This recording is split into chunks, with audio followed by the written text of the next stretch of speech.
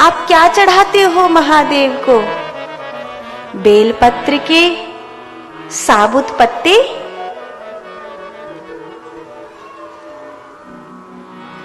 भांग के पत्ते, आक धतूरा,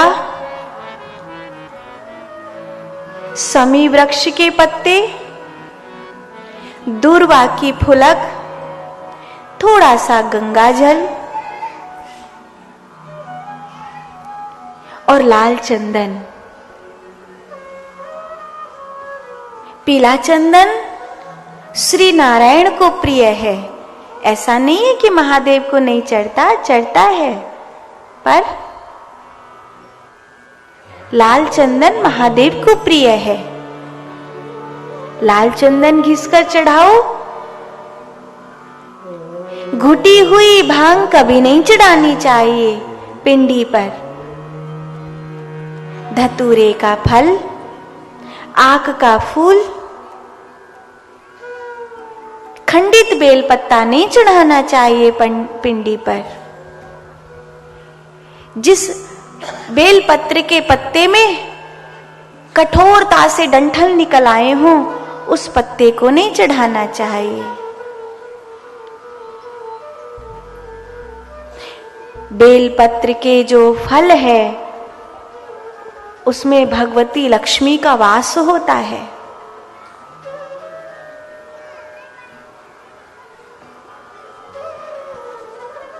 उसे सुखाकर अपने घर में रखना चाहिए, बड़ा शुभ होता है। महादेव और क्या चाहिए? इन छोटी छोटी चीजों से महादेव खुश हो जाते हैं, महादेव प्रसन्न हो जाते हैं। तब जब महादेव को, तो उनकी जटाओं में गंगा जी हैं, उनके मस्तक पर चंद्र है। क्यों? बागंबर धारण किए हैं। बाघ की खाल ही क्यों? महादेव ने सर्पों को पहना है। भगवती सती कहती हैं, सगुणा निर्गुणा तथा। आप सगुण और निर्गुण दोनों के पार हैं। वो निराकार भी हैं और साकार भी हैं। महादेव की पिंडी में पूजा होती है। कई बार आप लोग समझते हो कि शिवलिंग मतलब महादेव की जननेंद्रियों का सूचक है। ये सत्य नहीं है। शिवलिंग मतलब जननेंद्री नहीं, शिवलिंग मतलब ब्रह्मांड का चिन्ह। जब सप्त ऋषि अपने सद्गुरु की पूजा करना चाहते थे और उन्हें किसी भी प्रकार की मूर्ति बनाना नहीं आती थी, तब उन्होंने पूरे ब्रह्मांड को प्रतीक के रूप में जिस मूर्ति की तरह गढ़ा, वही शिवलिंग है। इस संसार की पहली साकार पूजा जिसे शिवलिंग कहते हैं।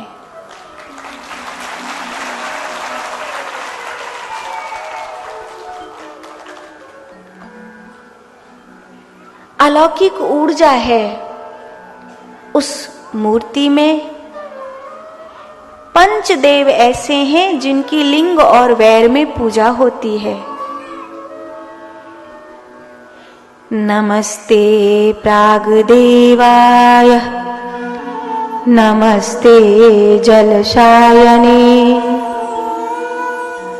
नमस्ते विघ्ननाशाय, शिव शक्ति नमोस्तुते। एक भगवान नारायण जिनकी मूर्ति में भी पूजा है और शालिग्राम में पूजा है। एक भगवती दुर्गा जिनकी मूर्ति में भी पूजा है और पिंडी में भी पूजा है। एक गणपति बप्पा, जिनकी मूर्ति में भी पूजा है और सुपारी में भी पूजा करी जाती है। अब गणेश उत्सव आने वाला है। लोग अपने घरों में बड़े बड़े गणेश जी की मूर्ति को स्थापित करेंगे। लेकिन एक छोटी सी प्रार्थना है, जो भी मेरी बात को इस समय सुन रहे हैं, हो सके तो इस वार्ता को सभी लोगों तक पहुंचाने का प्रयास करिएगा। बात यह है कि जब आप अपने घर में गणेश जी की पूजा करें तो ये ध्यान दें कि आप अपने घर में पेरिस प्लास्टर की मूर्ति तो नहीं ला रहे हैं। आप अपने घर में उस तरह की मूर्ति तो नहीं ला रहे हैं जिनका विसर्जन संभव नहीं है। अगर विसर्जन संभव नहीं है तो उनकी घर में ही पूजा करते रहिए, क्योंकि विसर्जन न संभव होने पर आप जिन मूर्तियों का विसर्जन कर देते हैं उनको देखने के लिए मिलता है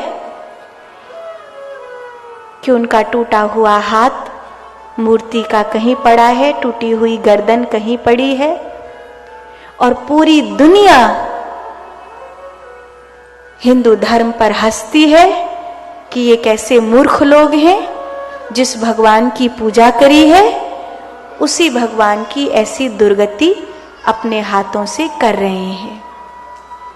कुछ लोग नदी के पुल पर रखकर चले आते हैं भगवान की मूर्ति को, कुछ लोग नदी में ऐसे ही फेंक कर चले आते हैं भगवान की मूर्ति को।